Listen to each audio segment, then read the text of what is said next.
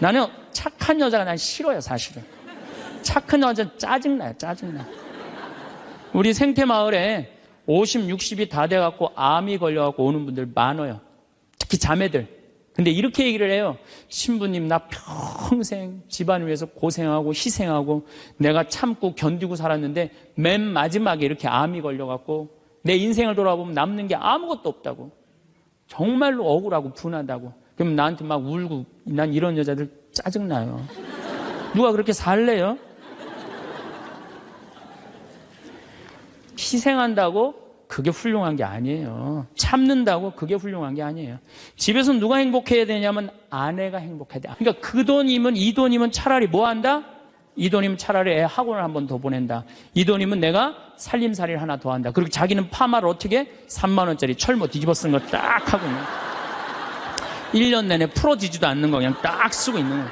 난 그런 여자가 싫다는 거예요. 제가 평창에서 우리 생태마을에 한 100명 정도 시각장애자들이 와서 강의를 들었어요. 근데 그냥 강의를 너무 재밌게 듣는 거예요. 그래서 당신들 뭐가 그렇게 재밌느냐 그러니까 신부님, 우리는 눈에 뵈는 게 없어서 행복해야 되는 거예요. 눈에 뵈는 게 없어서.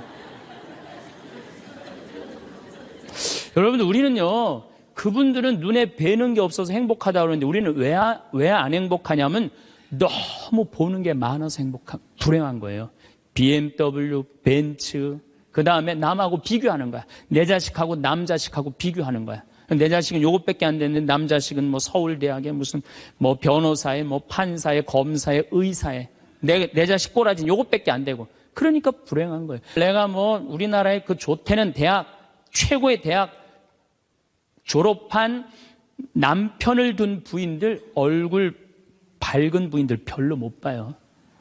하도 남편이 잘난 척을 해갖고 거기에 눌려갖고 그냥 찌그러져서 사는 여자들 많이 봐요. 그러니까 학벌 좋다고 내 자식 뭐 그냥 서울대 나왔다고 이 내 딸 결혼시키는 거 결코 지혜로운 게 아니에요. 혹시 여러분들 지금 난 안 기쁘다, 이분들 영적으로 병든 분들이에요. 이거 눈 지금 뜨고 있는 것만 해도 얼마나 은혜로운 거예요. 눈 하나 갈아 끼는데 1억이야, 1억. 2개 갈아 끼면 2억이야, 2억. 지금 나 쳐다보고 있는 분들 여기 지금 2억 깔고 지금 쳐다보고 있는 거예요. 엄청나게 부자들이 여기 앉아 있는 거 지금. 자, 여러분들 심장 하나 갈아 끼는데 5천, 간 갈아 끼는데 7천, 심장 갈아 끼는데 3천이에요. 그럼 요거 합치면 3억 5천이에요. 그런데 오늘 아침에 이 중국의 사형수들 장기 매매를 한다고 그러죠? 참, 나 깜짝 놀랐어요. 이 간 하나 매매하는데 1억 5천이래. 신장 7천만 원. 다 따블이야 보니까. 이 공식적으로 인터넷에 나온 자료보다 훨씬 더 비싸요. 그러니까 여러분들 그걸로 따진다면 여러분들 기본적으로 지금 한 6억 지금 갖고 있는 거예요. 팔 하나 갈아 끼는데 400, 양팔 800, 양다리 1600 이거 합치면은 아니 이렇게 양다리 양팔 다 갖고 있으면서 내가 기쁘지 않다. 지금 기쁘지 않는 분은 욕심이 꽉 차서 기쁘지 않는 거예요. 돈 욕심, 자식 욕심, 명예 욕심. 이 욕심을 아직 못 채웠다고 지금 기쁘지 않고 맨날 짜증 부리고 신경질 부리는 거예요. 오늘 영상은 끝까지 보셨으면 좋겠습니다. 절대 후회가 없으실 겁니다. 황창현 신부님의 행복 특강 지금 바로 시작하겠습니다. 영상이 마음에 드신다면 구독, 좋아요, 알림 설정 부탁드립니다. 요양원에서 숨죽여 우는 74세 할머니의 사연도 함께 들으시면 좋겠습니다. 우리가 이 세상을 살면서 악마의 유혹에만 안 빠지면 세상 참 행복하게 살 수 있어요. 악마는 주로 우리 예수님한테 광야에서 했던 유혹처럼 돈에 대한 유혹, 빵에 대한 유혹, 절을 하면 권세와 영광을 준다는 이 권세와 영광에 대한 유혹, 그 다음에 하느님이 계실까 안 계실까 예루살렘 성전에서 뛰어내려 보라는 신앙의 유혹을 우린 늘 받고 살아요. 일생을 살면서. 아마 여기 계신 분들 중 그 유혹에 안 빠질 수 있는 분은 단 한 분도 없어요. 늘 빠져요. 근데 그 유혹을 극복할 수 있는 방법이 데살로니가 전서 5장 16절에 나와 있어요. 항상 기뻐하여라. 끊임없이 기도하여라. 어떤 처지에서든 감사하여라. 여러분들 어때요? 세상 사는 거 기쁘세요? 안 기쁘세요? 기뻐요? 근데 항상 기뻐요? 그게 문제예요. 성서에는 뭐라고 나왔어요? 항상 기쁘라고 그랬어요. 우리가 80평생을 산다고 보면은, 일을 하는데 26년을 쓴대요. 일을 하는데. 잠을 자는데 한 23년을 쓴대요. 그걸 밥 먹는데 6년을 쓴대요. 그 다음에 사람 기다리는데 6년을 쓴대요. 그리고 텔레비전 보는데 10년을 쓴대요. 근데 너무 기뻐갖고 막 웃으면서 그 기쁨을 만끽하는 거는 22시간 3분밖에 안 된대요. 80평생에. 항상 기쁜 게 아니야, 항상 기쁜 게. 근데 성서에는 항상 기쁘라고 그랬는데 우리는 22시간 3분밖에 안 기쁘단 말이에요. 여러분들, 월세 살고 전세 살 때 꿈이 뭐예요? 나는 17평 아파트라도 내 이사 안 다니고 내 집 하나 가졌으면 원도 한도 없겠다. 그래갖고 정말로 열심히 돈을 모아갖고 17평짜리 아파트를 샀어. 방 2개짜리인데 너무 좋은 거야. 이제 이사 안 다녀도 되니까. 그래갖고 쓸고 닦고 그냥 그 방 2개 그냥 빛이 번쩍번쩍 나요. 그렇게 행복하게 사는데 갑자기 친구가 차미슬 아파트 32평짜리 아파트 이사간 친구가 나 이 32평 아파트 샀다고 집들이 한다고 오라고 그래갖고 그 집에 딱 갔는데 이런 우리 집 17평이 그 집 베란다에 들어가게 생긴 거야. 그때부터 기뻐요, 안 기뻐요? 안 기뻐요. 이때부터 목표가 바뀌어요. 17평에서 뭘로 바뀌어요? 32평으로 바뀌어. 그래갖고 그냥 허리띠를 졸라매. 제일 만만한 게 뭐야? 교무금이야. 7만 원 내던 거 그냥 3만 원으로 딱 줄이고 열심히 그냥 한 10년을 모았어. 10년을 모았는데 모아갖고 경남 아파트 32평 샀어. 32평 사갖고 그냥 너무 행복한 거야. 근데 이 32평에는 안방에 샤워실도 있고 화장실도 있는 거예요. 온 세상을 다 얻은 것 같아. 그냥 너무 행복한데 아니 친구가 천당역 분당에 50평짜리 아파트 샀다고 초대를 하네. 거기 가보니까 우리 집 32평이 어디에 들어가게 생긴 거예요? 그 집 거실에 들어가게 생긴 거야. 우리가 이 세상을 살면서요 욕심을 부리다 보면은요 항상 기쁘지 않아요. 세상적인 욕심은요 채워도 끝이 없어요. 그래서 바다는 채워도 사람 욕심은 못 채운다는 거예요. 여기 계신 분들 혹시 난 지금 너무 괴로워, 내가 사는 게 힘들어, 뭐 때문에 힘드느냐면 지금 현실이 힘든 게 아니에요. 여러분들 욕심이 너무 많아서 힘든 거예요. 이유는 다른 거 하나 없어요. 그런데 우리가 목표가 하늘나라인 사람, 나는 이 세상적인 게 날 좀 실망시킨다 하더라도, 이 세상적인 출세를 좀 못했다 하더라도 나의 최종 목표는 하늘나라다. 정말로 아름다운 꽃이 있고 아름다운 사람들이 있고 성모님이 있고 하느님이 있고 예수님이 있고 오늘 채칠야 성녀 같은 그런 정말 아름다운 분들이 있는 그곳에 내가 간다라는 희망을 가진 사람은요 이 세상적인 게 날 좀 실망시킨다 하더라도 항상 기쁘게 살 수 있어요. 그런데 이 세상에 욕심만 부리다가 하느님 믿지도 않고 하늘나라에 대한 희망을 두지 않는 사람은 마지막에 빈털터리로 갈 수 있다는 얘기입니다. 제가 평창에서 우리 생태마을에 한 100명 정도 시각장애자들이 와서 강의를 들었어요. 근데 그냥 강의를 너무 재밌게 듣는 거예요. 그래서 당신들 뭐가 그렇게 재밌느냐 그러니까 신부님 우리는 눈에 뵈는 게 없어서 행복해야 되는 거예요. 눈에 뵈는 게 없어서. 여러분들 우리는요 그분들은 눈에 뵈는 게 없어서 행복하다고 그러는데 우리는 왜 안 행복하냐면 너무 보는 게 많아서 불행한 거예요. BMW, 벤츠, 그 다음에 남하고 비교하는 거야. 내 자식하고 남 자식하고 비교하는 거야. 내 자식은 요것밖에 안 되는데 남 자식은 뭐 서울대학에 무슨 뭐 변호사에 뭐 판사에 검사에 의사에 내 자식 꼬라지는 요것밖에 안 되고 그러니까 불행한 거예요. 한국 사람들이 왜 불행한 줄 알아요? 모두 출세해야 돼. 그냥 이 세상에서 전부 다 출세. 여러분들 출세하면 행복할 것 같아요? 난 요즘 텔레비전 보면서 그 장관들 청문회 할 때 보면은 정말로 저러고 장관 되고 싶을까 그런 생각 들 때 참 많아요. 얼마나 인간적으로 모욕을 받아요. 그렇지 않겠어요? 사실 그 사람들도 나름대로 열심히 산 사람들인데 얼마나 모욕을 많이 당해요. 저는 오늘 우리 여기 신부님 왔는데 파리나무 십자가 합창단 여기 온다며요. 오늘 완전히 하루 만에 완전히 매진됐다고 그러더라고요. 역시 비전동 대단한 비전 있는 본당이라 역시 틀려요. 그런데 나는 더 놀란 게 뭐냐면은 파리나무 십자가 합창단이 세계 최고예요. 그런데 우리 전 신부님이 여기 평택 데리고 합창단, 꼬마아이들 합창단 해놨다며요.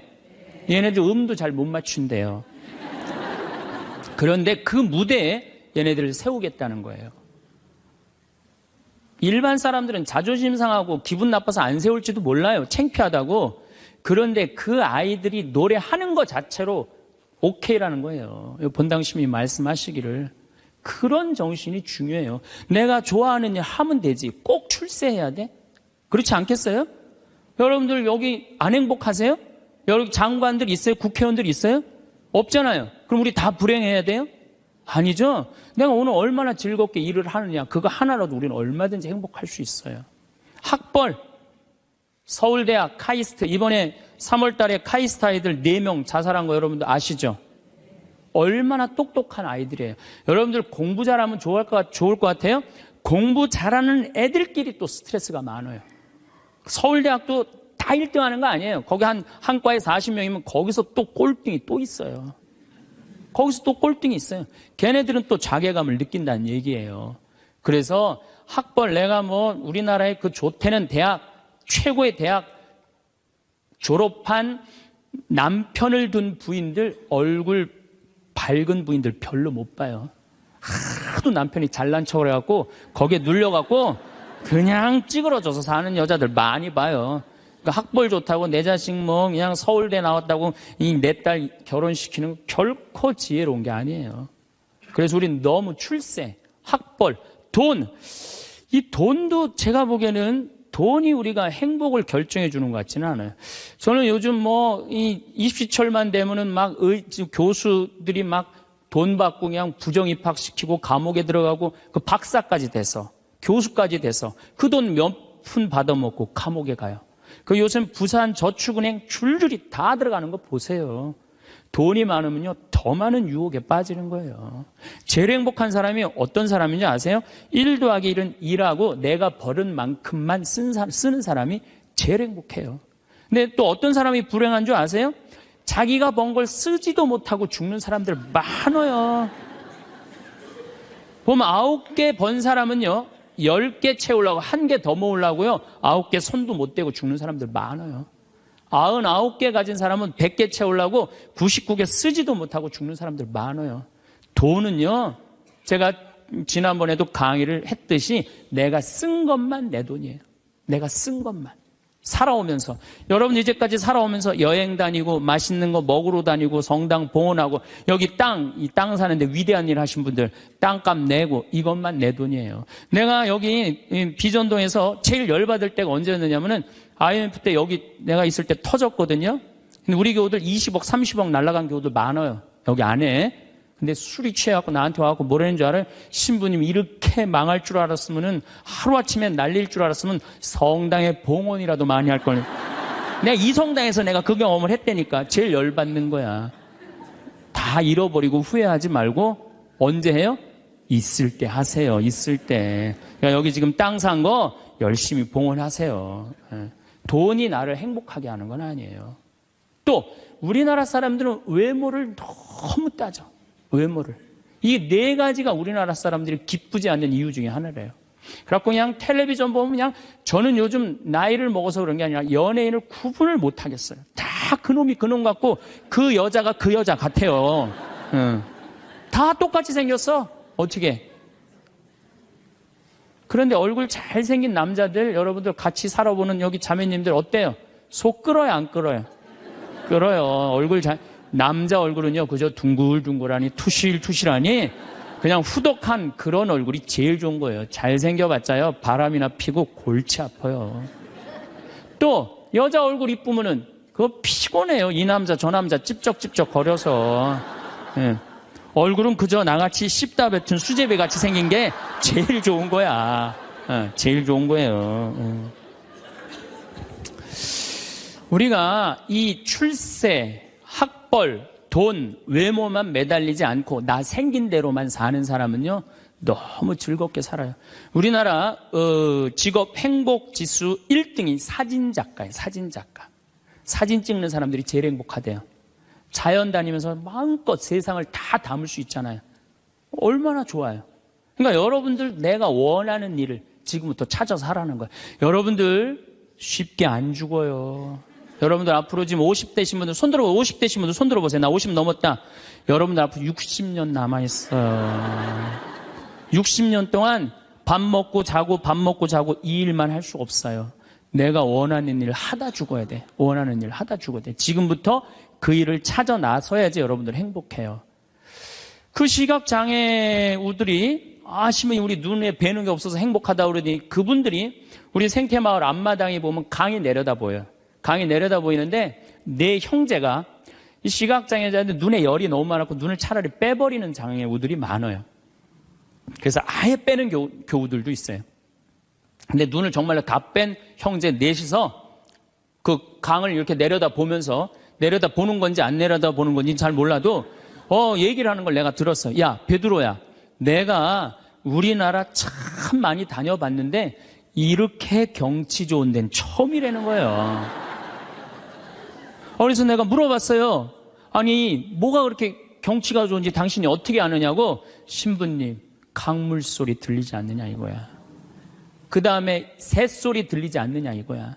그 다음에 느티나무가 있는데 바람에 느티나무 흔들리는 소리 들리지 않느냐. 그 다음에 5월 달에 꽃이 만발했는데 이 꽃 향기 미친다는 거, 맑은 공기에. 아니, 눈이 없는 우리, 보이지도 않는 우리 시각 장애우들도 이렇게 경치 좋은데 처음이라는데 우리는 그냥 두 눈을 다 뜨고 이 아름다운 별도 보고 하늘도 보고 단풍도 보고 이 평택 들판도 보는데 내가 안 기쁘다. 이 사람들 어때요? 영적으로 단단히 병든 것 같지 않아요? 혹시 여러분들 지금 난 안 기쁘다. 이분들 영적으로 병든 분들이에요. 이거 눈 지금 뜨고 있는 것만 해도 얼마나 은혜로운 거예요. 눈 하나 갈아 끼는데 1억이야, 1억. 두 개 갈아 끼면 2억이야, 2억. 지금 나 쳐다보고 있는 분들 여기 지금 2억 깔고 지금 쳐다보고 있는 거예요. 엄청나게 부자들이 여기 앉아 있는 거 지금. 자, 여러분들 심장 하나 갈아 끼는데 5천, 간 갈아 끼는데 7천, 신장 갈아 끼는데 3천이에요. 그럼 요거 합치면 3억 5천이에요. 그런데 오늘 아침에 이 중국의 사형수들 장기 매매를 한다고 그러죠? 참, 나 깜짝 놀랐어요. 이 간 하나 매매하는데 1억 5천이래. 신장 7천만 원. 다 따블이야 보니까. 이 공식적으로 인터넷에 나온 자료보다 훨씬 더 비싸요. 그러니까 여러분들 그걸로 따진다면 여러분들 기본적으로 지금 한 6억 지금 갖고 있는 거예요. 팔 하나 갈아 끼는데 400, 양팔 800, 양다리 1600 이거 합치면은 아니 이렇게 양다리 양팔 다 갖고 있으면서 내가 기쁘지 않다. 지금 기쁘지 않는 분은 욕심이 꽉 차서 기쁘지 않는 거예요. 돈 욕심, 자식 욕심, 명예 욕심. 이 욕심을 아직 못 채웠다고 지금 기쁘지 않고 맨날 짜증 부리고 신경질 부리는 거예요. 지금 이렇게 건강한 몸으로 지금 집에서 여기 성당까지 걸어오셨다. 여러분들은 무조건 행복해야 되고 기뻐야 돼요.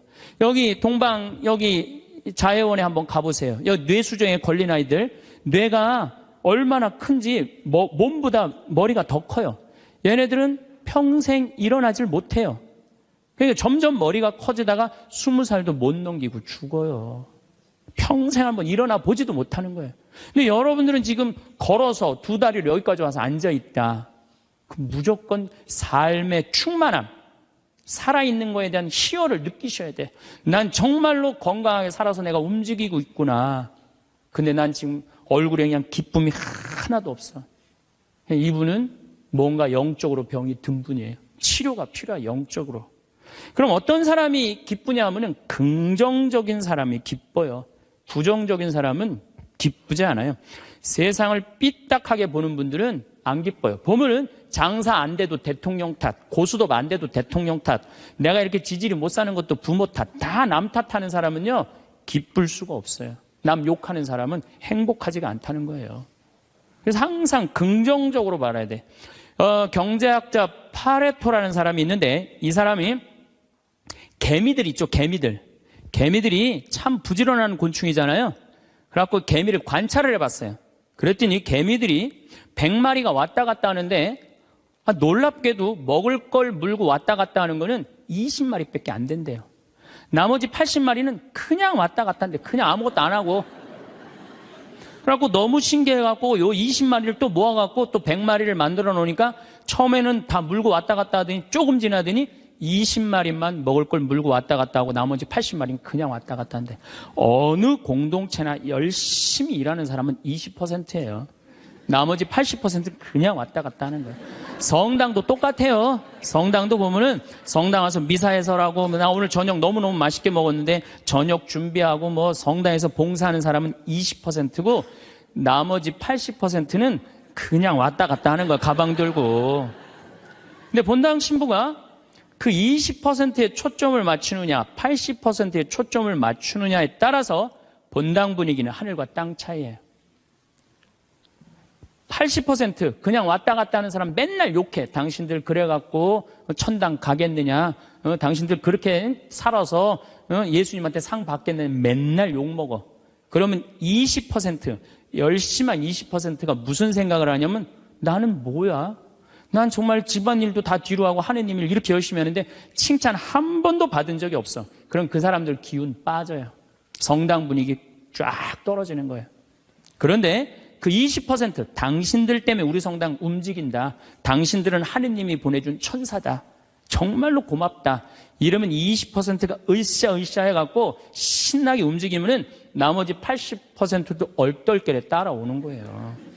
이게 바로 성당 분위기예요. 긍정적인 면을 강조하느냐 부정적인 면을 강조하느냐 엄청난 차이가 나요.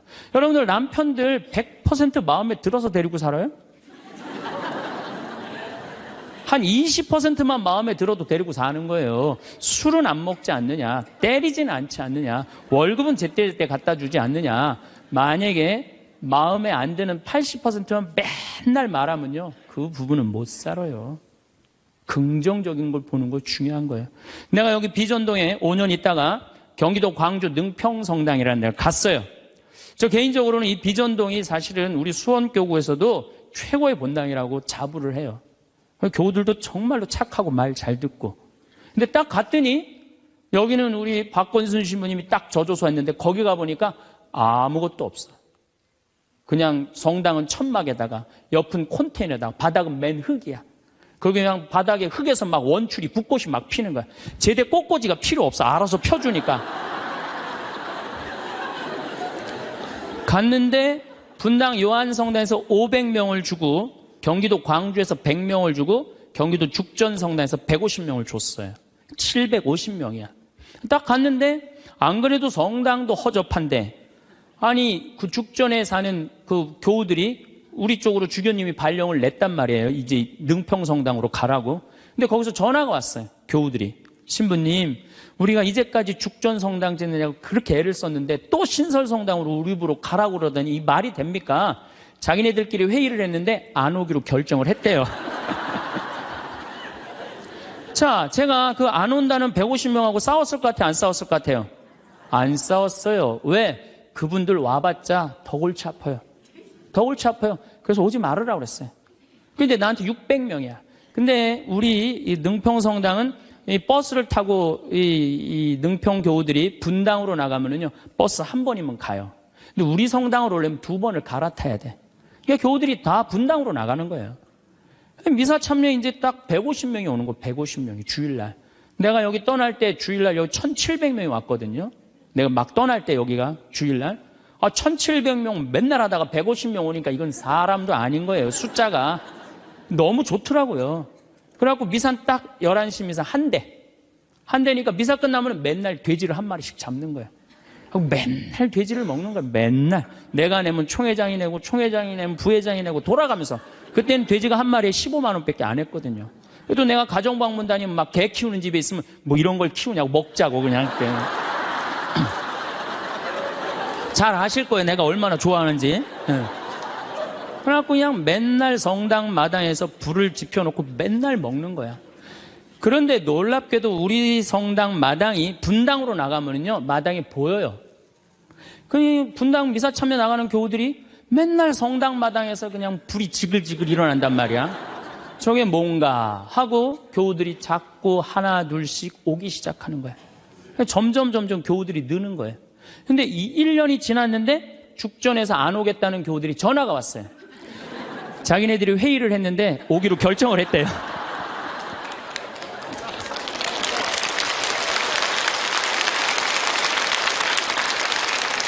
그래서 제가 오지 말라고 그랬겠어요? 오라고 그랬겠어요? 대환영이라고. 그래서 오라고 떠났던 교우들이 다 오는데 교우들이 1000명이 됐어요. 1년에. 근데 또 이제 아파트가 조금씩 들어가고 2년 만에 2000명이 됐어요. 그냥 너무 즐겁더라고요. 또 거기는 교우들이 그 시골 교우들이라 산에 가고 개구리 잡아오고 뭐 하여튼 난 환경운동하는 신부인데 너구리 잡아오고 별걸 다 잡아와. 이거 뭐 신부님 이거 개고기라고 그러고 거짓말하고 막 먹이고 너무 행복했어요. 그 예수 부활 대축일 끝나고 사순절 끝나고 예수 부활 대축일 미사 끝나고 난 다음에 숫자가 조금이니까 엠마오를 가도 회장단하고 안 가고 본당 교우들 다 가자. 우리 그땐 또 IMF 망해갖고 노는 사람이 너무 많았어요. 다 가자니까 너무너무 좋아하는 거야. 내가 애들한테 물어봤어요. 초등학교, 중고등학교 애들한테 야, 니네들 지금 학교 가는 게 중요하냐? 예수님 부활해갖고 지금 우리 엠마오 가는데 엠마오 가는 게 중요하냐? 그랬더니 애들이 엠마오 가는 게 중요하다는 거예요. 야외 학습 신청해. 그래갖고 엠마오 100명씩 데리고 평창에 놀러 가고. 너무너무 즐거운 거예요. 점점 즐거운 거. 교우들이 3년째 됐는데 성당을 자꾸 짓재는 거예요. 이제 교우가 2000명으로 늘어나니까. 나는 안 짓는다. 얼마나 아름다우냐. 그냥 땅바닥에서 그냥 원추리 붓고 피고 그러는데. 아니, 짓재는 거예요. 그럼 저 보자. 그래갖고 3년 9월에 시작해갖고 4년 부활절 입당을 했어요. 7개월 만에 성당을 줬어요. 7개월 만에. 우리 교우들이 봉헌식 하는 날, 또 봉헌식 하는 날도 내가 초등학교 애들한테 물어봤어요. 얘들아, 지금 하느님 집이 젖었는데 학교가 중요하냐? 성당 봉헌하는 게 중요하냐? 성당 봉헌하는 게 중요하대요. 그래서 니네들 오후 2시에 봉헌시니까 오전에 학교 갔다가 조퇴 다 하고 와라. 애들이 조퇴하고 100명이 왔어, 100명이. 수요일 날 봉헌식을 했는데. 그냥 교우들이 그래, 우리가 언제 이렇게 성당을 줘서 봉헌을 했느냐고. 나는 사목 목표가 고객 만족이 아니라 고객 기절이에요. 교우들이 기절할 때까지 나는 한다. 그래서 여러분들 여기 어른들 바닷가 갔던 거 생각나요? 700명? 가서 그냥 3박 4일 동안 기절하면서 놀았잖아요. 근데 그때도 내가 이루지 못한 일을 여러분들이 올해 우리 전 신부님이랑 저 앞에 땅 사신 거 너무 대단한 거예요. 기쁨은요, 모든 일이 일어나는 거예요. 그러니까 교우들이 기절한 상태에서 너무 행복하니까 자기 주머니에서 돈 나가는지도 모르고 막 내는 거예요. 깨보니까 성당이 젖은 거예요. 깨보니까. 기쁨은요, 모든 일이 이루어져요. 분열이 있고 미움이 있고 징후가 있는 데는요, 아무 일도 안 일어나지만은 기쁨이 있는 데는요, 기적이 일어나게 돼 있는 거예요. 그래서 여러분들 우리가 기쁘게 사는 거는 아주 중요해요. 기쁘게. 그 어떤 사람이 기쁘냐? 긍정적인 사람이 기뻐요. 긍정적인 사람이. 성모님은 긍정적이셨을까요? 착했을까요? 성모님 100번 긍정적이에요. 처녀한테 천사가 나타났어. 마리아, 너 아이를 가질 것이다. 저는 처녀인데요. 아마 착한 여자였다면 이렇게 얘기했을 거예요. 아니, 난 너무 지금 요셉이랑 약혼한 상태라 나는 요셉한테 미안해서 애 갖고 난 절대 결혼 못한다. 난 순수하고 깨끗하게 요셉한테 시집 가고 싶다. 그리고 우리 어머니 아버지 쓰러진다. 아니, 그리고 왜 처녀한테 와서 그러느냐. 애 한 둘, 셋 논데 가서 얘기해봐라. 분명히 그랬을 거예요. 근데 성모님은 굉장히 긍정적이셨어요. 당신을 통해서 인류의 구세주가 탄생한다 그러니까 이 몸은 주님의 종입니다. 그대로 저에게 이루어지기를 바랍니다. 한번 해보자는 거예요. 얼마나 적극적이고 긍정적이에요. 이렇게 적극적이고 긍정적이셨기 때문에 인류 구세주의 어머니가 된 거예요. 그래서 나는 긍정적인 여자가 좋지 난 착한 여자는 좋아하지 않아요. 나는 착한 여자가 난 싫어요, 사실은. 착한 여자 짜증나요, 짜증나. 우리 생태마을에 50, 60이 다 돼갖고 암이 걸려갖고 오는 분들 많아요. 특히 자매들. 근데 이렇게 얘기를 해요. 신부님, 나 평생 집안을 위해서 고생하고 희생하고 내가 참고 견디고 살았는데 맨 마지막에 이렇게 암이 걸려갖고 내 인생을 돌아보면 남는 게 아무것도 없다고. 정말로 억울하고 분하다고. 그럼 나한테 막 울고, 난 이런 여자들 짜증나요. 누가 그렇게 살래요? 집에서는 엄마가 행복해야 돼. 집에서는 엄마가 행복해야 돼요. 무슨 얘기냐면은, 나 지금 남편이 맨날 바람 펴. 남편이 맨날 빚졌어. 시어머니 모시는 거 너무너무 지겨워. 그래갖고 맨날 머리 하얀 거 딱 띄고 그냥 맨날 누워있어. 그래갖고 애가 그냥 학교 끝나고 엄마 나 학교 다녀왔어. 그냥 저 집 식구만 보면 신경질이 나는데 애까지 학교 다녀왔고 그래서 나보고 어쩌라고. 이러는 엄마는요, 애들이요 집을 겉돌기 시작해요. 겉돌기 시작해. 엄마가 행복하지 않는 집 애들은요 집 밖을 나가 떠돌아다니게 돼 있는 거예요. 맨날 지겨워 죽겠다. 입만 열면은 죽었으면 좋겠다. 이렇게 말하는 엄마 있는 집의 자녀들은요 집에 안 들어가요. 집에 들어가면 맨날 엄마가 입에서 나오는 소리가 죽었으면 좋겠다, 지겨워 죽겠다, 내 팔자야 이러면은요 애들은 겉돌기 시작하는 거예요. 그러면 겉돌아갖고 나가갖고 떠돌아다녀서 3년을 떠돌아다니면요 진짜 골치 아픈 애가 돼서 돌아와요. 근데 엄마가 너무너무 기뻐. 엄마는 학교 다녀왔어. 우리 아들, 딸 수고했어. 공부하느냐고 얼마나 힘들었어. 엄마가 맛있는 간식 사놨거든, 만들어놨거든. 딱 안아주면은요 애는 간식 먹으면서 집에서 행복하게 살 수 있어요. 집에서는 누가 행복해야 돼? 엄마가 행복해야 돼. 그러니까 여기 계신 분들, 내가 행복한 게 결국은 누가 행복한 거야? 자식이 행복한 거예요. 그러니까 누구한테 잘해줘야 돼? 엄마한테, 본인한테 잘해줘야 돼요. 희생한다고 그게 훌륭한 게 아니에요. 참는다고 그게 훌륭한 게 아니에요. 집에서 누가 행복해야 되냐면 아내가 행복해야 돼, 아내가. 근데 우리나라 대한민국의 아내들은요 희생하고 인내하고 참아요. 더욱이 성당 다닌 사람들은 자기가 십자가 진다고 생각하고 파마 한번 하면은 보통 제대로 좀 잘 뽑으려면 한 10만 원 정도 들고, 여기 뭐 트리트먼트 뭐 영양 뭐 이거 하려고 그러면 한 20만 원 정도 들잖아요. 그러니까 그 돈이면, 이 돈이면 차라리 뭐 한다? 이 돈이면 차라리 애 학원을 한 번 더 보낸다. 이 돈이면 내가 살림살이를 하나 더 한다. 그리고 자기는 파마를 어떻게? 3만 원짜리 철모 뒤집어 쓴 거 딱 하고 있는, 1년 내내 풀어지지도 않는 거 그냥 딱 쓰고 있는 거예요. 난 그런 여자가 싫다는 거예요. 그런 여자가. 그래갖고 이제 아침에 이제 남편이 출근할 때 보면 막 또 그게 또 부풀러 갖고 사자 머리 풀어 헤쳐놓은 것처럼 막 이래고 눈 이상하게 또 여보 다녀와.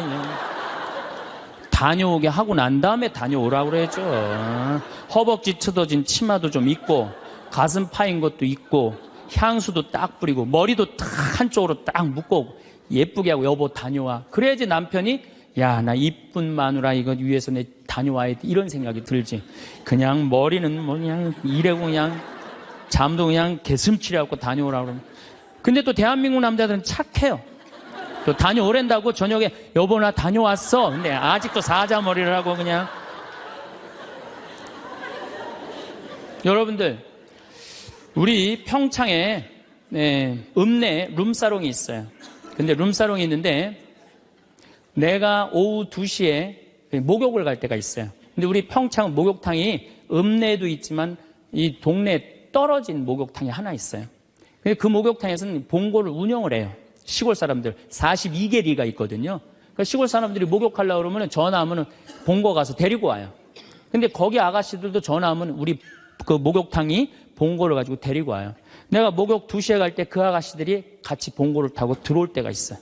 내릴 때 보면은요 정말로 저런 여자들하고 무슨 술 맛이 나갖고 술을 먹을까 이런 생각이 들어요. 하여튼 밤새 술 먹고 그래서 겨우 이제 정신 차리고 나오니까 이상하잖아요. 나도 이제 목욕탕 들어오고 그 아가씨들도 목욕탕 들어가.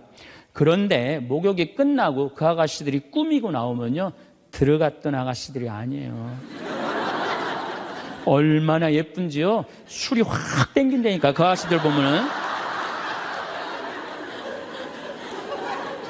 여기 계신 여러분들도 본인한테 조금만 투자하면은, 본인을 조금만 가꾸면은 참 예쁠 거예요. 근데 자기 무슨 군인이야? 철모 딱 쓰고 옷도 1년 내내 그냥. 지금도 내가 분명히 여기 방송 촬영한다고 그랬는데 다 까만 옷 입고 왔어. 좀 이쁜 옷 좀 입고 오라고 그랬더니 그 누가 이 보면은 좋겠어요. 결코 그게 잘하는 게 아니에요. 자기한테 투자하는 게 누구를 기쁘게 해주는 거냐면 자식하고 남편을 기쁘게 해주는 거야. 내가 결혼 20년이 됐어. 내가 자식 생일 차려주고 남편 생일 차려주고 시부모 생일 다 차려줬어. 근데 정작 내 생일이라고 뻑적지게 차려놓기가 좀 그렇잖아요. 그렇죠, 여러분들? 우리 자매님도 그러시죠? 생일은 생일인데 아무도 안 알아주니까 미역국을 하나 딱 끓여놨어. 근데 역시나 남편이 웬 미역국을 훌딱 먹고 나가버렸어. 그럼 그때부터 울기 시작하는 거예요. 응? 20년 동안 내 생일 한번 기억을 못 해주고 저렇게 무심할 수가 있느냐고. 혹시 저녁에 내 생일 기억해 줄까? 저녁에 그날따라 술이 떡이 돼갖고 들어왔어. 그럼 이제 나한테 와갖고 이제 신세한탄을 하는 거예요. 신부님, 나는 내가 결혼한 지 20년이 돼갖고 정말로 먹고 싶은 거, 쓰고 싶은 거, 입고 싶은 거 안 하고 내 자식들 저렇게 키우고 살림살이 이렇게 했는데 20년 동안 내 생일 한 번도 기억해 주지 않는다고. 난 정말로 너무 불행하고 슬프다고. 그리고 막 나한테 와서 우는 여자들, 난 그런 여자들이 싫어요. 자, 내가 생일이야. 근데 남편이 기억을 못 하는 것 같아. 그럼 오후에요. 남편 직장 근처에 나가세요. 나가고 전화하세요. 여보, 내가 결혼한 지 20년째 생일이고 내가 지금 50번째 내 생일이야. 내가 오늘 생일이 너무 기뻐, 즐거워. 나 너무 행복해 사는 게. 그래서 오늘 생일을 맞이해서 내가 한턱 쏠 테니까 나와. 내가 내면 되지. 그걸 그냥 기억해 줄래나 안 해줄래나 역시 올해도 안 해주는구나. 그리고 울고 그냥 청승을 떨어요. 난 그런 여자가 싫다니까요. 내가 내면 될 거 아니에요. 그렇죠? 내가 멋있게 내면 될 거 아니에요. 무슨 돈으로 애 휴학시키고 학교 무슨 학교야. 엄마 생일도 모르는 놈 대학 보내서 뭐해요. 그렇지 않겠어요? 결혼 25주년이 됐어. 10주년도 까먹더니 20주년도 까먹더니 25주년은 기억해 줄래나. 한 달 전부터 계속 기다리는 거. 혹시 결혼기념일 뭘 해줄까. 근데 역시 그날도 그냥 넘어갔어. 나한테 와갖고 신부님, 난 결혼 25주년 동안 한 번도 기념일을 선물을 받아본 적이 없다고. 그럼 막 눈물 흘리는 그런 여자들이 난 싫어요. 결혼 25주년인데 남편이 기억을 못하는 것 같다. 그럼 어떻게 하시면 돼요? 여보, 내 결혼 25주년인데 이번에 제주도가 7대 경관으로 뽑혔대. 내가 예약해놨거든. 일주일 동안 다다음 주 휴학 휴가 내. 같이 갔다 오자. 내가 내면 되지. 내가 내면 되지 않겠어요? 근데 자기를 위해서 투자하는 걸 나쁘다고 생각해요. 그리고 20년 동안 인상을 쓰고 사는 거예요. 그리고 그 집을 전부 어둡게 만드는 거예요. 집에서 누가 행복해야 돼? 아내가 행복해야 돼. 아내가 행복해야 돼요. 집에서 누가 행복해야 되냐면은 며느리가 행복해야 돼. 며느리가 스트레스를 받고 남편한테 스트레스를 받고 자식한테 스트레스를 받으면요, 시부모는요 더 미치는 거예요. 뭐가 기쁘다고 시어머니를 모시겠어요. 그러니까 여기 있는 우리 형제님들, 내가 남은 인생 이게 참 안 죽는 게 문제예요. 옛날에는요 평균 연령 46세 때는요 조금 못 살아도, 남편이 속색여도, 시부모가 힘들게 해도 다 참고 살았어요. 왜 참고 살았는지 아세요? 몇 년만 참으면 죽을 거니까. 몇 년만 참으면 죽을 거니까 다 참고 살았어요. 요즘은 참고 살아도 50부터 110살까지 60년을 어떻게 참고 살아요. 뭔가 긍정적인 문제를 해결을 하고 행복하게 살아가야죠. 그러니까 집에서는 누가 행복해야 되냐면 며느리가 행복해야 돼. 그러니까 여기 있는 형제님들은 누구 행복만 책임지면 행복하냐면 마누라, 아내, 집사람만 행복하게 해주면요, 여러분들 일생은, 남은 생은 전부 편안해요. 남은 생은. 그래서 집에서는 이제는 21세기는 누가 행복해야 되냐면 여자가 행복해야 돼. 여자가 행복해야지 모두가 행복한 시대가 오는 시대가 됐다는 얘기예요. 성모님도 뭐라고 그랬어요? 내 영혼이 주님을 찬송하며 나를 구하신 하느님 생각에 내 마음 기뻐 뛰노나이다. 성모님이요 그렇게 불행하게 산 게 아니에요. 굉장히 행복하게 사셨어요. 내 마음 기뻐 뛰논다. 그리고 인류의 구세주를 계속 키우셨는데 얼마나 행복하겠어요. 물론 마지막 날 아들 돌아가신 거 너무너무 마음 아팠지만은 금방 살아났잖아. 3일 만에. 그렇지 않아요? 근데 우린 뭐 통보의 어머니, 뭐 고통의 바다 이러는데 내가 보기에는 성모님은요, 굉장히 행복한 분이에요. 내 마음 기뻐 뛰논다 그랬잖아요. 또 성모님이 엘리사벳을 찾아갔을 때 엘리사벳이 뭐라 그래요? 주님의 어머니가 나를 찾아주시다니 이게 어찌된 일입니까? 내 태중에 있는 이 아기도 기뻐서 뛰놀았다 그래. 세례자 요한도 성모님의 어머니가 오니까 이게 얼마나 생동감 있는 찬양이에요. 성서에는 슬픈 것만 있는 게 아니라는 거예요. 기쁨이 너무 많다는 거예요. 결정적으로 우리가 예수님을 십자가상의 예수님만 생각하는데 그렇지 않다는 거예요. 요한복음 13장에 보면 예수님이 제자들의 발을 씻어줘요. 발을 씻어주고 난 다음에 마지막 유언을 해요. 뭐라고 유언을 하냐면은 나는 포도나무요 너희는 가지로다. 너희들이 정말로 내 옆에 붙어 있으면은 많은 열매를 맺을 것이다. 내 곁에 떠나지 말아라. 나하고 하나가 됐으면 좋겠다. 그리고 제자들을 향해서 뭐라 그래요? 아버지, 이 사람들이 하나 되게 해주십시오. 아버지와 내가 하나이듯이 이 사람들도 하나 되게 해주십시오. 그리고 나는 간다. 내가 가야만이 누가 오신다? 성령께서 오신다. 너 성령께서 오시면 너희들은 물어볼 게 아무것도 없다. 그리고 맨 마지막에 이런 말씀을 하세요. 내가 이 말을 너에게 하는 이유는 내 기쁨이 너희 안에 흘러 넘치게 하려는 것이다. 자, 예수님이 제자들의 발을 씻어줬어요. 최후에 만찬을 했어요. 그리고 마지막 유언을 했어요. 유언 맨 끝에 뭐라고 그랬냐면 내가 이 말을 하는 이유는 내 기쁨이 너희 안에 흘러 넘치려는 것이다. 지금은 고통의 시간이 다가오지만은 나중에 마지막 날에 하늘나라의 문이 열리면 너희들은 물어볼 것도 아무것도 없고 그 하늘나라를 얻었다는 기쁨에 너희들 가슴이 터질 것이다. 그러니까 여러분들 내가 구원받았다는 확신이 있는 사람들은요, 이 세상 힘들어도 이 세상이 좀 나를 실망시킨다 하더라도 내가 마지막에 하느님 아버지 집에 간다라는 확신이 있다면은 어떨 것 같아요? 항상 기쁠 수 있어요. 항상 기쁠 수 있어요. 근데 여러분들이 지금 어디에 욕심이 꽉 차 있느냐면은 이 세상에 욕심이 꽉 차 있는 거예요. 그렇기 때문에 여러분들이 참 신앙인이 못 되는 거예요. 신앙의 기본은 기쁨이다. 그래서 사도 바오로가 저는 항상 기뻐하여라. 이 말 굉장히 심오한 얘기 같아요. 그러고 난 다음에 끊임없이 기도하여라. 이거 아주 또 중요한 얘기죠. 여러분들 어떠세요? 우리 천주교 교우들 기도 참 열심히 해요. 근데 무슨 기도를 열심히 하느냐면 간구 기도를 너무 열심히 해. 이 미사 지향을 내가 우리 생태마을에 피성 참 1년 내내 많이 와요. 구역장님, 반장님들, 노인대학, 레지오, 별 개인, 프레스티움, 별 단체가 다 와요. 정말 열심한 사람들이 우리 생태마을에 오세요. 근데 미사 지향을 보면은요, 기가 막혀요. 전부 뭐냐면은 대학 입시 합격해달라는 거. 그 다음에 딸 결혼시켜달라는 거. 그 다음에 딸 애 생기게 해달라는 거. 임용고시 합격하게 해달라는 거. 그 다음에 전세 나가게 해달라는 거. 월세 나가게 해달라는 거. 지금 분쟁이 걸려있는데 분쟁 잘 되게 해달라는 거. 이런 게 미사 지향이에요. 여러분 진정한 미사 지향은 내 영혼의 구원을 위해서. 오늘 나를 위해서 미사 넣으신 우리 교우가 한 분인데 난 너무너무 고마워요. 나를 위해서 미사를 넣어야 돼요. 근데 우린 너무너무 간구 기도가 많아. 간구 기도를 자꾸 하느님께 드리다 보면은 내가 신앙이라는 건 내가 하느님의 뜻을 실천하려고 신앙생활하는 거예요.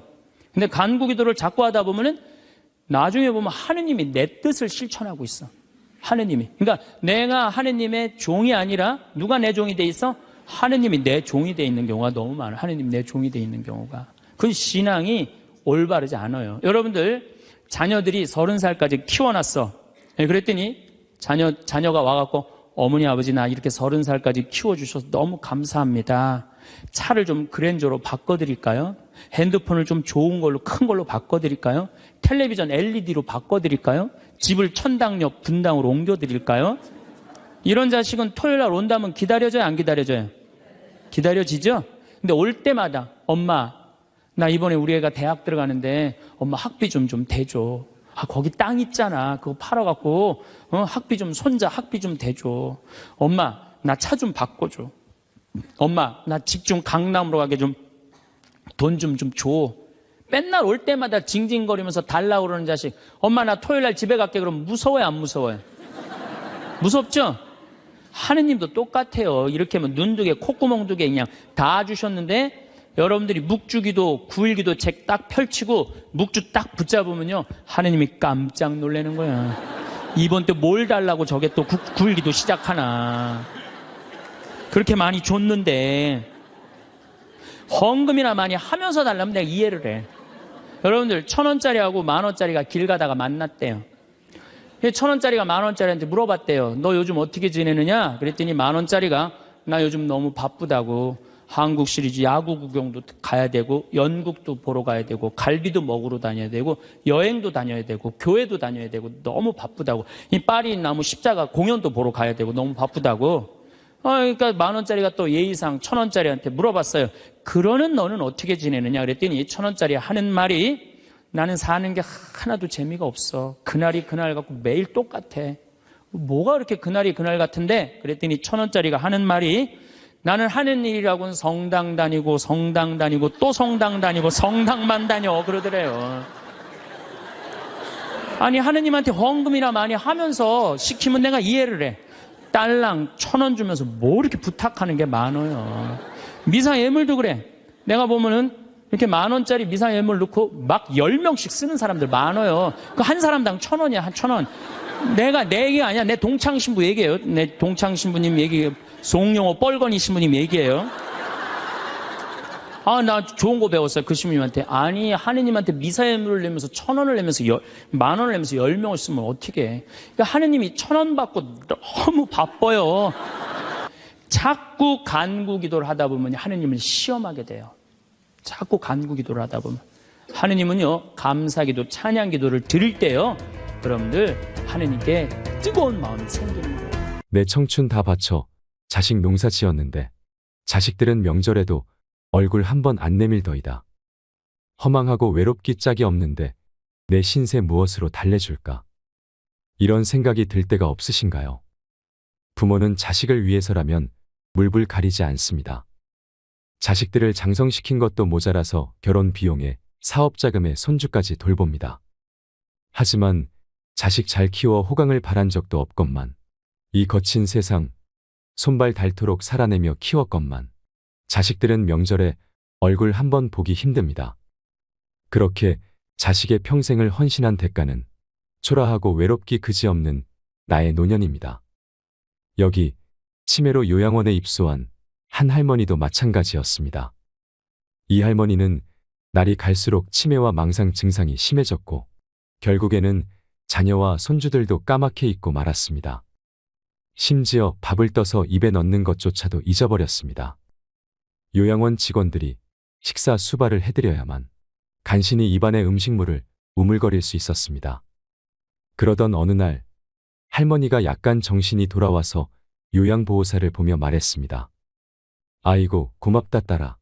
내가 나를 이렇게 편하게 지내도록 똥 오줌도 받아주고 씻겨주고 먹여주니 너는 참 예쁜 딸이구나. 그리고는 요양보호사의 손에 선물이라며 사탕을 쥐어주셨습니다. 하지만 한 달 뒤 할머니 임종이 다가왔습니다. 병원에서는 가족들에게 할머니의 임종을 전화로 알렸지만 다들 바쁘다고 핑계대며 아무도 달려오지 않았습니다. 결국 요양원 원장과 요양보호사가 할머니 마지막 가시는 길을 눈물로 배웅했습니다. 이젠 좋은 곳에 가셔서 편히 지내세요. 어르신 수고 많으셨어요. 할머니는 눈물로 환송하는 요양원 원장의 손을 꼭 잡은 채 무언가 말하고 싶은 것을 다 말하지 못하고 그렇게 쓸쓸히 운명하셨습니다. 한편 자식들은 할머니가 임종한 후 한나절이 지나서야 나타났습니다. 어머니의 마지막 모습도 보지 않은 채 사설 구급차에 어머니를 실어 곧장 화장터로 떠나버렸습니다. 요양원에 남겨진 할머니의 옷 몇 벌은 모두 쓰레기 봉지에 담아서 버려달라고 부탁하고 떠났습니다. 요양원 원장은 그렇게 할머니의 유품을 정리하다가 작은 수첩을 발견했습니다. 그 수첩을 펼쳐보니 할머니가 요양원에 입소하기 전 할머니가 비교적 의식이 뚜렷할 때 틈틈이 적어둔 메모가 적혀 있었습니다. 집 판 돈 1억 원은 큰아들이 가져감. 논 판 돈 5,500만 원은 작은 아들이 가져감. 밥 한 돈 3천만 원은 딸 시집 비용으로 줌. 이제 남은 건 영감 묘지와 내 병든 몸뚱아리뿐. 이제는 자식 3남매에게 더 줄 게 없어 미안함. 자식에게 신세지지 말아야 하는데 걱정임. 이것이 할머니께서 돌아가시기 전에 남긴 마지막 글이었습니다. 여러분, 자식한테 재산 물려줄 생각하지 마세요. 여러분들이 만약에 70살에 다 살았다고 생각하고 자식들한테 재산을 물려주는 순간, 여러분들은 자식도 잃어버리고 재산도 잃어버리고 인생도 잃어버리는 것입니다. 70살에 자식들한테 재산 주면 자식이 계속 찾아오고 용돈 주고 하지 않습니다. 찾아올까요? 안 찾아올까요? 용돈도 안 주고 바쁘다는 핑계로 찾아오지도 않는 경우가 참 많습니다. 그래서 10월 2일 날 노인의 날에 무슨 법이 발효가 됐냐면 불효자 방지법이 발의가 됐습니다. 불효자 방지법을 들어보셨나요? 불효자 방지법이 뭐냐면 내가 재산 주고 다 줬는데 집도 줬는데 자식이 용돈도 안 주고 찾아오지도 않으면 내가 준 재산, 내가 준 집을 다시 찾아올 수 있는 법입니다. 너 나한테 용돈도 안 주고 나 책임도 안 지니까 원래 내 재산이니까 내가 다시 갖고 올게 하는 겁니다. 그런데 70살이 넘어서 법원에 다시 준 재산 찾아오겠다고 법원에 소송을 걸 수 있는 할머니들이 몇 명이나 될까요? 그냥 참고 사는 겁니다. 속은 새까맣게 타들어가는데 참고 사는 것입니다. 그래서 가만히 보니까 만만한 게 신부님입니다. 왜냐하면 황창현 신부님한테 찾아가면 저 신부님은 나를 받아줄 것 같은 생각이 드는 것입니다.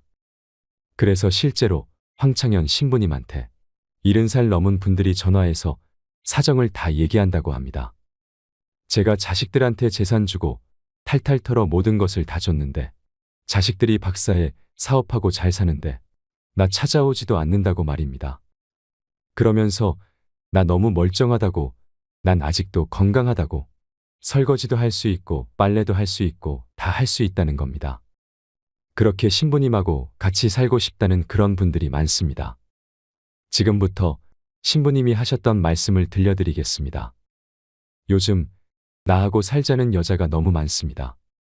1년에 500명도 더 되는 것 같습니다. 그래서 제가 그 편지들을 지금은 다 모아놓습니다.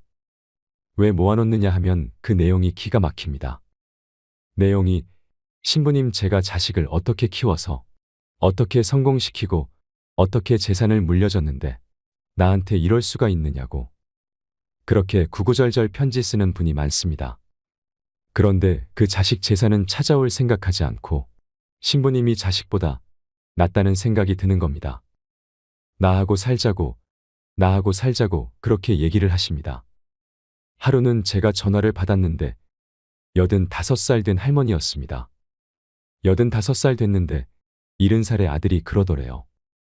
어머니, 나 이제 어머니 어차피 모셔야 되고 어머니도 이제 나하고 같이 살아야 되지 않느냐.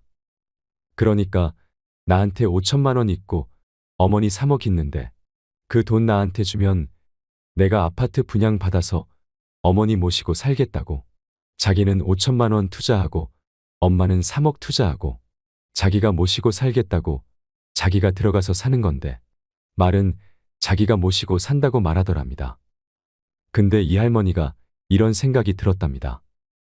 내가 살면 얼마나 사나. 아들이 아파트 얻겠다는데. 그래서 그 3억을 주고 들어가서 살기 시작했대요. 여러분들, 나이를 먹어서 자식이 내 집에 들어와서 사는 거랑 내가 자식 집에 들어가서 사는 건 하늘과 땅 차이입니다. 만약에 자식이 들어와서 사는데 마음에 안 들잖아요. 나가라고 그러면 됩니다.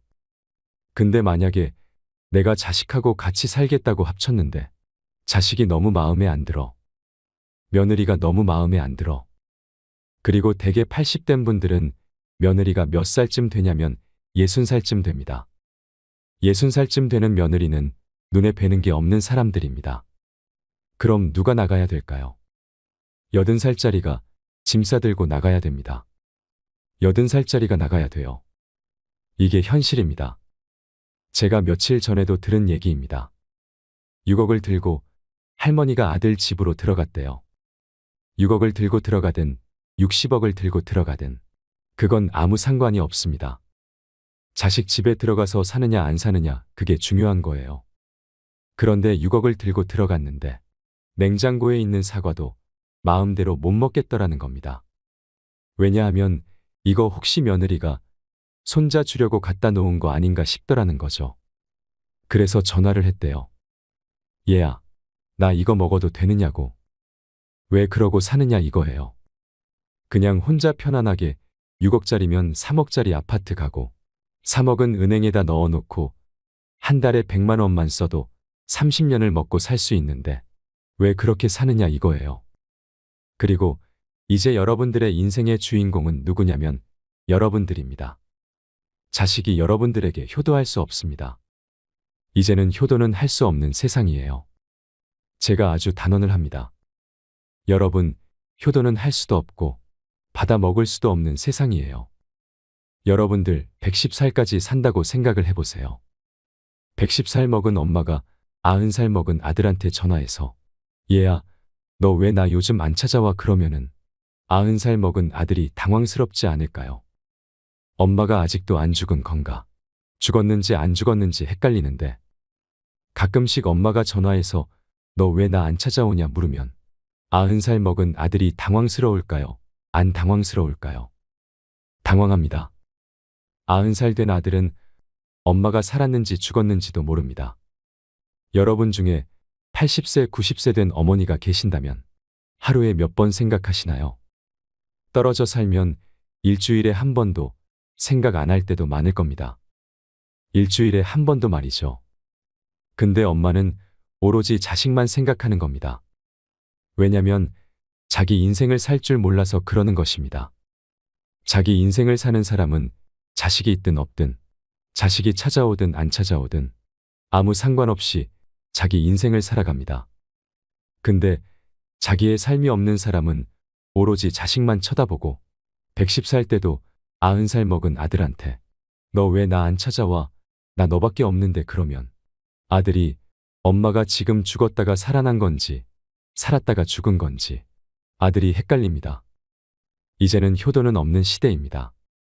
다시 이야기로 돌아와서 85살 된 분이 이러저러해서 70살 때 들어와서 아들하고 살기 시작했다고 합니다.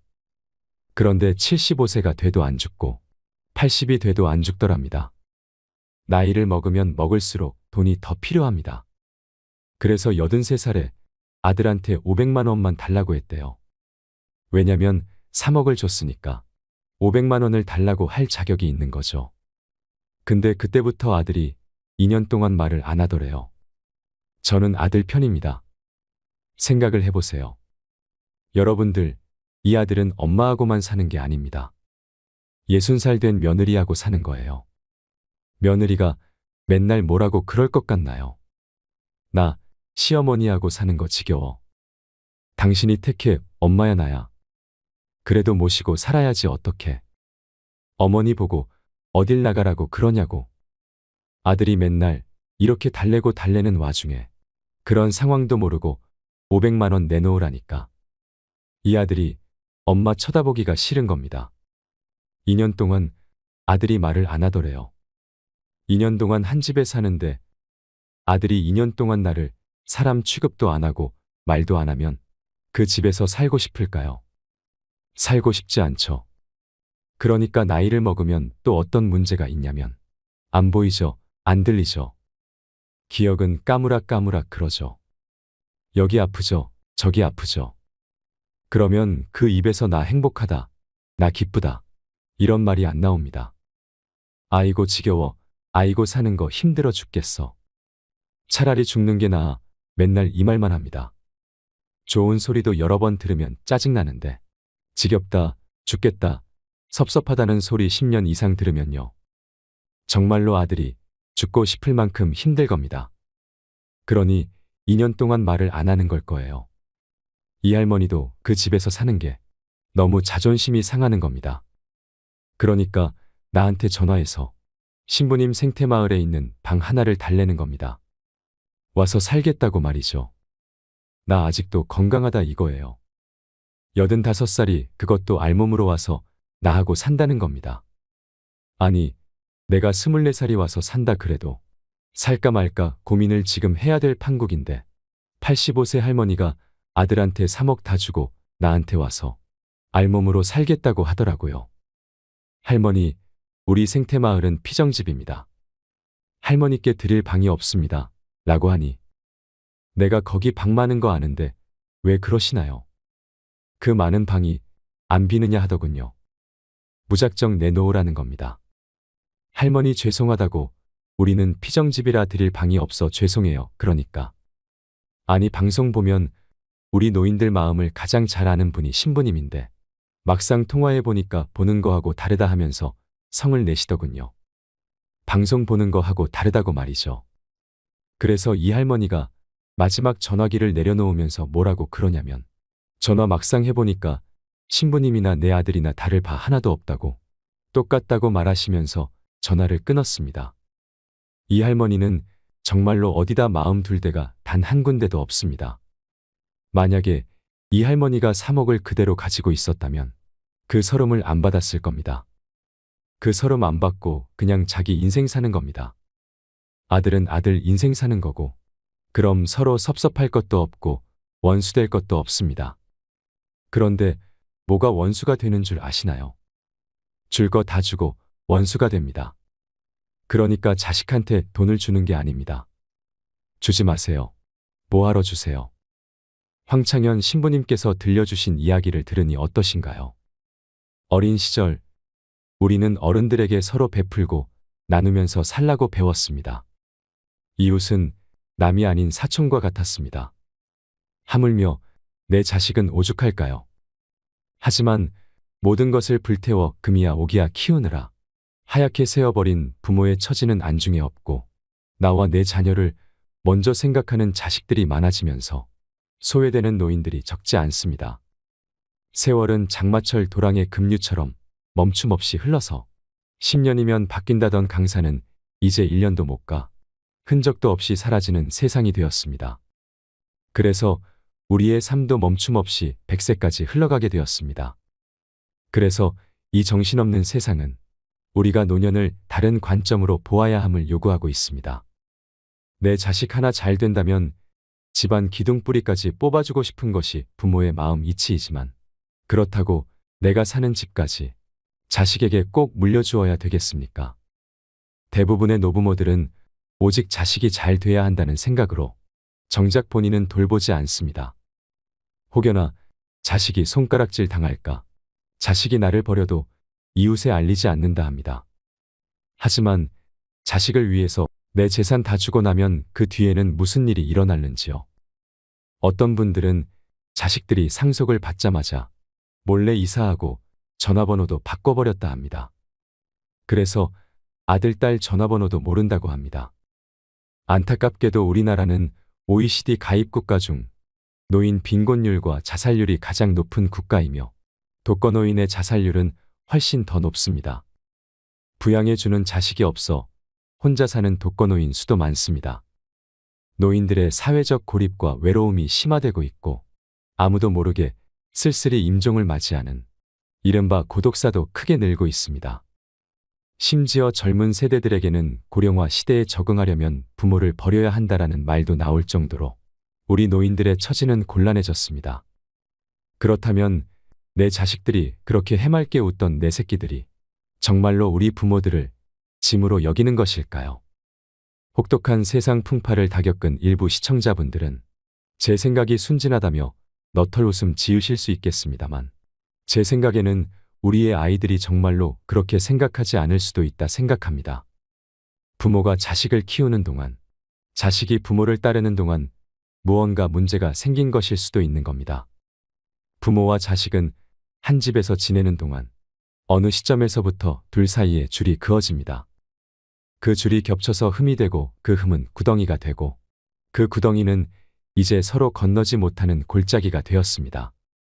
우리 부모와 자식은 그 골짜기를 사이에 두고 서로 원망하며 사랑하고 사랑하면서 원망합니다. 부모가 자식을 사랑하듯 자식 또한 밉다 해도 진정으로 부모를 미워할 수는 없습니다. 그래서 부모와 자식 간의 관계를 하늘이 내려준 천륜이라 하는 것 아닐까요? 그렇다면 우리가 노후에 이 골짜기를 건너 사랑하는 부모와 자식으로 다시 재회하기 위해선 무엇을 해야 할까요? 여기 올해 85살인 오씨 할아버지가 있습니다. 할아버지는 재력가입니다. 빌딩 한 개에 집을 2채 정도 갖고 있습니다. 그리고 서너 개 은행에 숨겨놓은 현금과 주식 투자금까지 합치면 재산이 엄청납니다. 10년 전 할아버지는 자꾸 불어나는 재산을 감당하기 힘들어지자 친구 아들에게 재산 관리를 맡겼습니다. 그리고 본인은 이 나이에 큰 집에 살아봤자 뭐 하겠나 싶으셔서 아내와 함께 시골의 조그마한 전원주택에서 살고 있습니다. 그의 사남매 자녀는 일주일에 한 번씩 식구들과 찾아와서 부모와 시간을 보내는 효자 효녀들입니다. 할아버지 부부는 서로 경쟁하듯 찾아와 주는 자녀들이 고맙기만 합니다. 그러나 할아버지는 상속에 대해선 아주 냉정하였습니다. 가끔 손주들이 대학을 간다거나 결혼을 할 때 아니면 약간의 사업자금이나 집 살 돈을 도와달라고 하면 내주지만 재산을 물려주는 것에 대해선 딱 잘라 거절합니다. 아버님, 제가 한 살이라도 젊을 때 상속받아야지요. 장남의 이런 짜증 섞인 푸념에도 막무가내입니다. 그런데 어느 날 할아버지의 재산 관리를 맡고 있는 친구의 아들이 이렇게 물어보았다고 합니다. 어르신, 왜 그렇게 상속을 안 해주시나요? 그러자 할아버지의 대답은 일관됐습니다. 내가 자식에게 재산 상속하는 날이 바로 효자가 불효자가 되는 날이야. 우리는 이 할아버지 말을 새겨들을 필요가 있습니다. 우리는 20년에서 30년 일한 걸로 은퇴 이후 거의 50년을 더 살아야 합니다. 때문에 더욱 철저하게 대책을 세울 필요가 있습니다. 그때 가면 어떻게든 되겠지라고 생각하거나 아이들을 좀 키워놓고 그때부터 준비해야겠다고 생각하면 그땐 너무 늦을 수 있습니다. 대비는 빠르면 빠를수록 좋지만 그게 아니더라도 반드시 나의 노후를 위한 돈을 조금씩 따로 모아두시는 걸 추천합니다.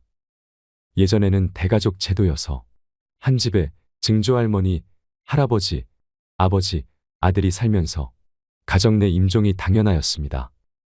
아들과 손자들이 돈을 벌려고 나가면 며느리와 손자 며느리의 병 수발을 받았지요. 하지만 지금은 이런 모습이 거의 없습니다. 현실적인 관점에서 서민인 나는 벌 수 있는 돈과 쓸 수 있는 돈이 한정되어 있습니다. 같은 돈으로 최고의 효과를 내기 위해서는 내 인생의 특정한 시점에서 지나치게 돈을 쓰는 일은 위험할 수 있습니다.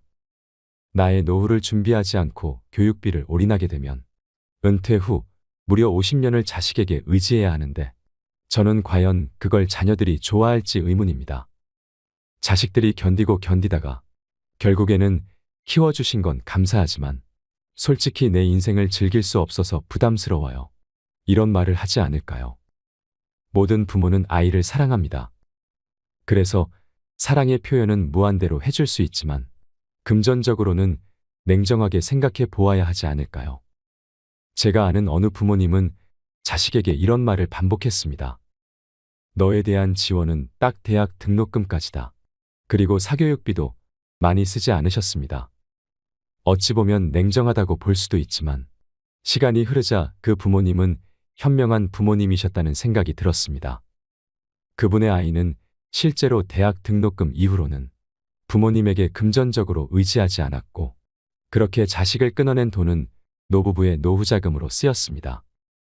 그리고 아이는 어른이 되어서도 그 사실에 감사하고 있습니다. 우리가 진정으로 아이를 위하고 아이에게 부담을 덜어주려면 어떤 선택을 해야 할지 많은 고민이 필요한 시점입니다. 따라서 어쩌면 자녀에게 가장 큰 선물은 나의 노후 준비 자금 대책이 아닐런지요. 누구도 우리를 구원하지 못한다. 그 어떠한 누구도 우리를 구원할 수 없고 하지도 못한다. 우리는 우리 스스로 그 길을 나아가야만 한다. 석가모니의 말씀입니다. 무릇 든 자리는 몰라도 난 자리는 아는 법이라 했습니다. 자식들이 장성하여 집을 떠나면 난 자리가 생깁니다. 아이들이 떠나고 조용해진 집안에서 배우자와 단둘이 밥상을 마주할 때 새삼스레 어색했던 적은 없으신가요? 또한 젊어서 만나던 인연들도 살다 보면 10중 8구 잊혀집니다. 그래서 우리는 노년의 외로움이라는 거대한 벽을 마주하게 됩니다. 외로움은 간교하며 치명적입니다.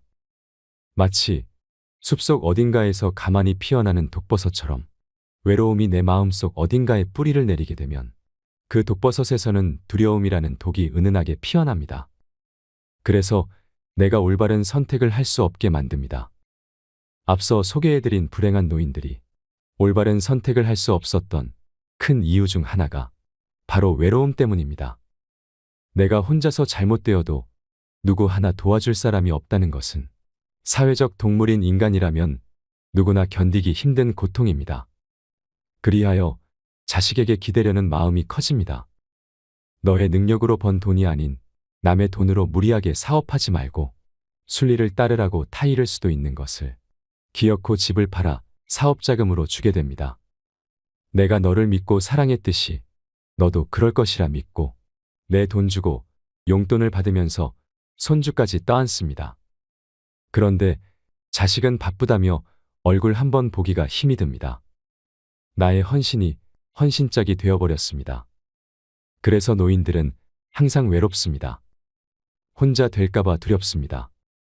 세상에 믿을 사람은 가족밖에 없었는데 믿을 사람이 남보다 못한 사람이 되었습니다.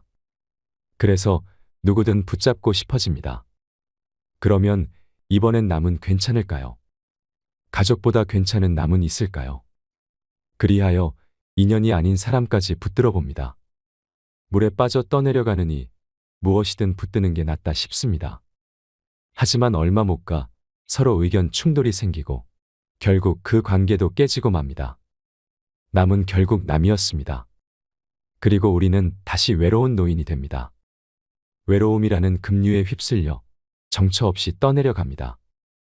어디 깊은 소용돌이에 휘말리게 되지는 않을까? 큰 바위에 부딪히는 건 아닐까? 두려움에 떨면서 말입니다. 그야말로 참말로 외롭습니다.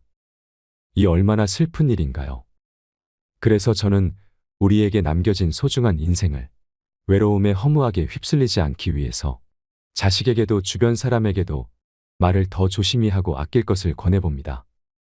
그러면 그것이 내 가족이건 이웃이건 생판남이건 확실한 내 사람이 생겨서 외롭지 않을 수 있습니다. 종종 자식들은 부모님의 말씀 때문에 스트레스 받는다 합니다. 밖에서 사람들에게 다 들리게 자식 험담을 하거나 가족끼리도 듣기 힘든 거친 말과 매번 불평 불만을 섞어 마음에도 없는 앓는 소리를 하시니 견디기가 힘들다고 합니다. 물론 자식들도 부모님의 말이 말뿐임을 알지만 부모님이 몸도 마음도 유약해진 통에 좀 더 관심을 가져달라는 푸념이라는 것은 알지만 그것이 매일 반복되니 힘들다고 합니다. 그래서 이러다가 부모님 주변에 아무도 남아있지 않을까 걱정을 하기도 합니다. 늙으면 죽어야지 하는 말도 그것이 설령 진심이라고 해도 자식이 그 말에 공감하기가 쉽지 않습니다. 한번 자식은 영원한 자식이라 했던가요? 아무리 사이 나쁜 부모 자식이라 해도 설령 언성을 높이고 서로를 원망한다 해도 원망하면서도 그 원망의 크기만큼 속으로는 서로 울고 있는 법입니다. 너무 화가 나서 미워서 상처를 주었는데 막상 상처를 주고 보니 피를 나눈 가족이 상처받고 아파하는 모습에 내가 상처받아 더 우는 것입니다. 그래서 늙으면 죽어야지라는 부모님의 말에 자식들은 상처받습니다. 상처받기 때문에 아프기 때문에 듣지 않으려는 것일 수 있습니다. 하지만 상대방이 상처받지 않도록 말을 하는 법은 결코 어렵지 않습니다. 해야 할 말과 하지 말아야 할 말만 구분해 보세요. 적어도 하지 말아야 할 말만 안 해도 성공이라 할 수 있겠습니다. 그렇다면 나는 과연 말을 조심히 잘 쓰고 있는 것일까? 이것이 고민되신다면 말을 할 때 다음의 7가지를 고려해서 말씀해 보시는 것을 권해드립니다. 물론 7가지라 하여 모두 지킬 필요는 없습니다. 당장 한두 가지라도 실천할 수 있다면 우리 마음속에 있는 외로움을 하나둘 뽑아낼 수 있을지도 모릅니다. 첫째, 타인을 향해 상스러운 말은 하지 마라. 욕이나 비하하는 말은 가장 하지 말아야 할 말입니다. 욕과 비하는 하늘에 대고 뱉은 침처럼 고스란히 내게 돌아옵니다. 둘째, 상대가 싫어할 말은 하지 마라. 누구나 살면서 여러 가지 상처를 받습니다. 그래서 그 상처와 연관되는 말들이 있습니다. 그 말은 건드리면 폭발하는 뇌관입니다. 하지만 사람마다 경험이 다르듯 그 뇌관도 다릅니다. 그러니 우리는 항상 말조심을 해야 합니다. 셋째, 인격을 무시하는 말을 하지 말라. 자존심을 건드리면 회복하기 어렵습니다. 예로부터 우리나라는 예를 중시하며 나를 낮추는 겸손을 미덕으로 삼아왔습니다. 그래서인지 자존감이 낮은 경우가 많습니다. 즉, 인정을 못 받고 자란 것이지요. 그래서 자존심이 강합니다. 하지만 자존심이 강하다는 것은 곧 열등감이 강하다는 것입니다. 열등감은 마음의 상처를 먹고 무럭무럭 자랍니다. 그래서 살다가 어느 순간 열등감이 불쑥 올라오면 정말 아픕니다. 아물어 가던 상처의 딱지를 한 번에 떼어지는 것 같은 기분입니다. 그러니 상대방의 그 상처를 굳이 건드리는 일은 하지 말아야 합니다. 넷째, 상대 가족을 헐뜯지 마라. 차라리 내 욕을 했으면 했지. 내 가족은 건드리지 말아라. 우리는 한 번쯤 이런 말을 해보았거나 들어보셨을 것입니다. 아무리 못나고 미운 나의 가족이라도 남이 욕하면 화가 나는 것이 도리입니다. 따라서 본질과는 아무 상관도 없이 상대의 가족은 어떤 상황에서도 건드리지 말아야 합니다. 다섯째, 유머 있는 대화의 기술이 필요하다. 무슨 이야기든 심각할 필요가 있을까요? 꼭 이 대화를 통해 무언가 바꿔야 한다. 꼭 득이 있는 대화여야 한다라는 마음을 내려놓으세요. 우리가 다른 사람에게 줄 수 있는 가장 소중한 선물은 우리의 존재입니다. 우리가 상대방을 존중하고 사랑하며 품을 때 비로소 우리의 관계는 꽃처럼 피어날 것입니다. 대화는 우리가 행복해지는 도구일 뿐입니다. 여섯째, 분명한 말은 오해를 남기지 않는다. 확실한 예스와 확실한 노는 연습해야 잘할 수 있습니다. 마음이란 표현을 해야 알 수 있습니다. 나는 내 마음을 알기 때문에 당연하다 생각할 수 있지만 상대방은 10길 물속은 알아도 한길 내 마음속은 알 수 없습니다. 만약 내가 할 수 없고 거절을 해야 하는 일이라면 당장 상대방이 실망할 수 있어도 단호하게 표현하세요. 그래야 나중에 서로 오해하는 일이 없어집니다. 일곱째, 비비꼬는 꽈배기 말은 절대 하지 말자. 마음이 꼬여 있을 때는 차라리 침묵하는 게 낫습니다. 그런 마음이 올라오는 상대가 있다면 무언가 그 상대가 마음의 평정을 깨는 요소가 있는 것입니다. 우리는 그것을 보고 상극이라 표현합니다. 나와 상극은 되도록 만나지 않거나 가족이라 어쩔 수 없다면 차라리 침묵을 지키세요. 이렇게 7가지 말 비법을 알아두고 입을 열 때마다 떠올려 보세요. 내가 어떤 사람인지 정 모르겠다 하시면 핸드폰으로 평소 내가 하는 말을 녹음해서 들어보세요. 그러면 제3자의 입장에서 내가 평소에 어떤 말투를 쓰는지, 어떤 억양으로 말하는지, 그래서 타인에게 어떤 사람으로 비춰지는지 보일 것입니다. 사람은 정신만 멀쩡하면 나이가 들어도 젊은 시절의 마음을 잃지 않습니다. 젊은 사람은 나이와 함께 쌓이는 연륜이 없는 반면 나이 든 사람은 젊은 시절에 겪은 온갖 경험을 기억하고 있습니다. 인생은 60부터라는 말이 유행입니다. 60대와 70대를 할머니 할아버지로 부르는 일은 옛말이 되고 있습니다. 동서양을 대표하는 미남 배우 톰 크루즈와 양조위는 환갑의 나이에도 여전히 여심을 흔들고 있고 70대 노인들이 높은 산에 거뜬히 오르고 이제 외모만으로는 나이를 가늠하기가 불가능하기 때문입니다. 그래서 젊은 70대 우리는 아직 청춘이다라는 낭만적인 말이 울려 퍼지는 시대를 살고 있습니다.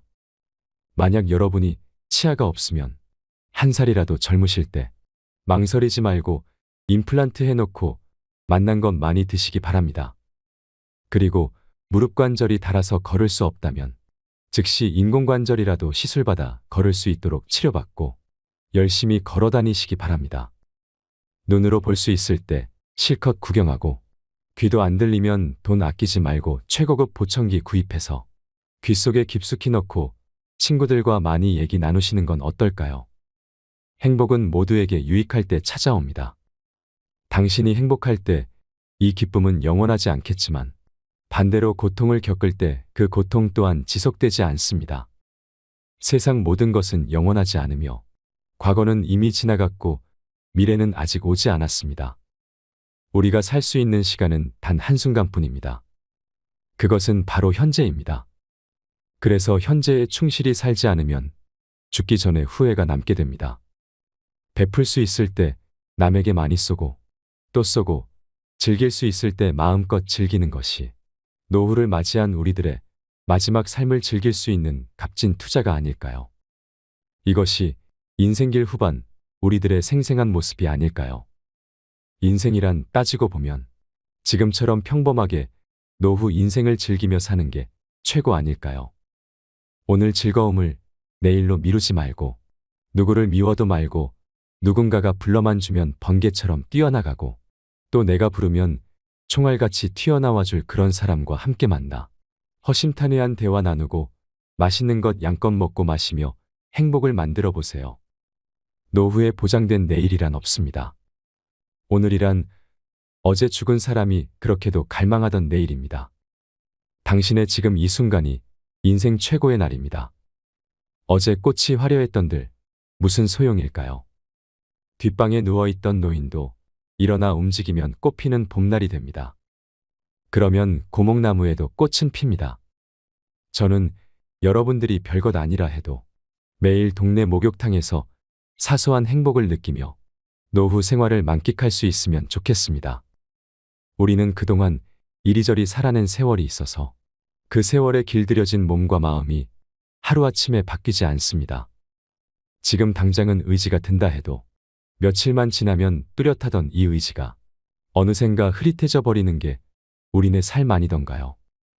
그리고 또한 나는 이미 내 재산을 자식에게 전부 다 줘버렸는데 이제 와서 이런 걸 고민한들 무슨 의미가 있나? 그렇게 이미 저질러진 일을 이제 와서 주워 담을 수 없는 것 또한 우리네 인생이 아니던가요? 하지만 강물에 돌멩이를 계속 던져보세요. 어깨가 아프고 팔목이 저려도 상관 말고 계속 돌멩이를 던져보세요. 그러면 결국 수면 위로 돌멩이 산이 서서히 솟아날 것입니다. 또한 세상 모든 일은 저마다 적절한 시기가 있습니다. 초년운이 좋다가도 말년이 나쁠 수도 있고 이보다 나쁠 수 없다 싶을 정도로 초년운이 나쁘다가도 말년운이 트일 수도 있습니다. 가는 길이 구불구불해도 끝이 좋으면 모든 것이 좋다 했습니다. 자신을 등불로 삼고 자기를 의지하되 만약 견딜 수 없을 만큼 힘들고 고통스러울 때에는 인생이 나에게 뭔가 가르치려고 하고 있는 것임을 잊지 마세요. 매일 아침 우리는 새로 태어납니다. 어제 일보다 오늘 하는 일이 무엇보다 중요합니다. 언젠가 못 보고 못 듣고 못 먹고 못 입고 못 걷고 내 손으로 아무것도 못할 그런 날이 오기 전에 남은 인생 양껏 즐기다가 어느 날 밤 내 집에서 잠들었는데 그대로 영면하는 것이 오복 중에 가장 큰 복이 아닐까요? 내 발로 걸어다니고 맛있는 음식을 입으로 먹을 수 있는 날이 그리 길지 않다는 점을 명심하시고 하루하루 감사하고 소중하게 열심히 즐기시기 바랍니다. 이상으로 책틀맨이었습니다. 오늘도 끝까지 시청해 주셔서 감사드립니다.